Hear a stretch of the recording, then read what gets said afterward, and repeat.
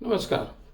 मैं डॉक्टर अजय अपने India politics channel पर पार्ट 2 जो हमारा लॉन्गर वर्जन है इंडिया पॉलिटिक्स का, आज भी हम कर्नाटक की पॉलिटिक्स के एनालिसिस की ओर झुकेंगे। कर्नाटक की पॉलिटिक्स ने देश को क्या बताया और क्या समझाया, इसको समझने की कोशिश करेंगे। वैसे तो यह माना जा रहा है कि कर्नाटक में कांग्रेस ने भाजपा को जबरदस्त शिकस्त दी। यह सच भी है, इसमें कोई दो राय नहीं है। पर कांग्रेस ने दी एक बात है, कांग्रेस के केंद्रीय नेतृत्व ने दी दूसरी बात है, कांग्रेस के जो रीजनल नेतृत्व हैं उन्होंने दी ये तीसरी बात है। वही बात इसके बरक्स हम भाजपा के संदर्भ में भी कर सकते हैं।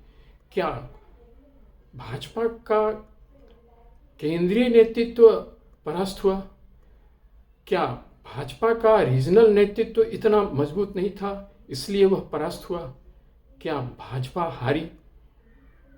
कुल्लम कुल्ला बात क्या है, यह जानने की कोशिश कर सकते हैं। अपना अपना एनालिसिस हम सभी कर रहे हैं अपनी अपनी जगहों से। मेरा मानना है कि कर्नाटक में जो भाजपा की हार हुई है वो इसलिए नहीं कि कांग्रेस बहुत मजबूत हुई। बेशक कांग्रेस तो वहाँ एक मजबूत पार्टी आज से नहीं, कांग्रेस कर्नाटक में गढ़ बना करके बहुत लंबे समय से चल रही है, इसमें कभी कोई दो राय हो ही नहीं सकता। परंतु इसके बावजूद भी भाजपा की सरकार वहाँ आई, दो बार आई। और बल्कि अगर आप देख लें तो इसका वजूद वहाँ थोड़ा पहले भी आ चुका था। येदियुरप्पा जी कांग्रेस को झटका दे करके भाजपा को की सरकार बना चुके थे। तो वैसे में अब माना जा रहा है कि ये मोदी जी परास्त हुए, ये राहुल जी जीत गए, ठीक है। अलग अलग व्याख्याओं में इन बातों की चर्चा हो सकती है, परंतु सच पूछिए तो मूल मुद्दा मेरी समझ में यही है कि लोकल लीडरशिप दोनों स्तर पर ही मैटर किया। लोकल स्तर पर कांग्रेस की लीडरशिप काफ़ी मजबूती से खड़ी होकर के लड़ाई लड़ रही थी, और वहीं भाजपा का लोकल लीडरशिप भिन्न भिन्न और अलग अलग दिशाओं में चल रहा था। छिन्न भिन्न स्थिति अगर ना भी कहें तो दिशाएं उनकी अलग थीं। इसके अलावे भी जो वहाँ के पावरफुल लिंगायत हो, वकलिंग हो, मतलब जो भी वहाँ के मजबूत ग्रुप हैं जिनका 15% 16% वोट शेयर भी है और सीट पर भी उनकी दखलंदाजी ज़बरदस्त है, वे लोग आपस में, उनमें जो नेतागण हैं वो उनमें वह सहमति नहीं थी। और एक ये वजह था, और उनमें से कईयों को निकाल दिया गया कई वजहों से, और वजह हर वक्त हर बात पर यही आ रही थी कि वो थोड़ा सा मामला कहीं करप्शन से तो जुड़ा नहीं है या कहीं एलिजियंस से जुड़ा तो नहीं है।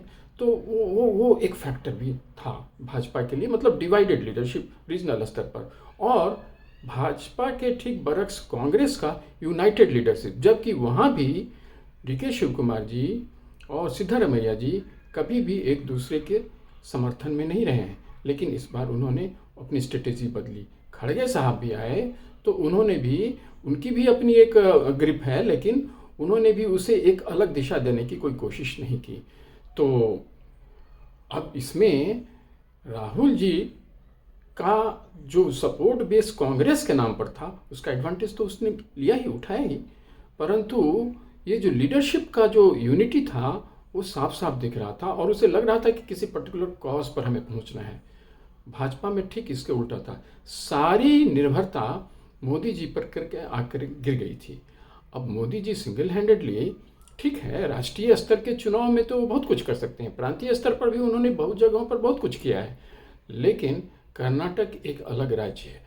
और इसका मतलब यह भी नहीं माना जा सकता कि कर्नाटक में जो हुआ वही आगे भी दूसरे राज्यों में भी होगा, ऐसा नहीं माना जा सकता। अलग अलग परिस्थितियां हैं। कर्नाटक ठीक उसी तरह से कांग्रेस का गढ़ रहा है जिस तरह से गुजरात में अब पहले नहीं, अब भाजपा का गढ़ बन चुका है।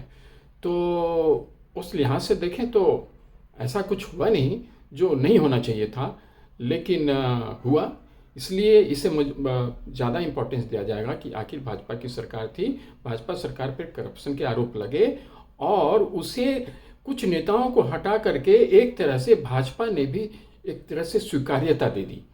तो यह भी एक मसला था। तो मुझे लगता है कि ये भी एक साइड है जिससे हम कर्नाटक के इलेक्शन को समझ सकते हैं और उसका सीधा प्रभाव अभी ही देख लीजिए।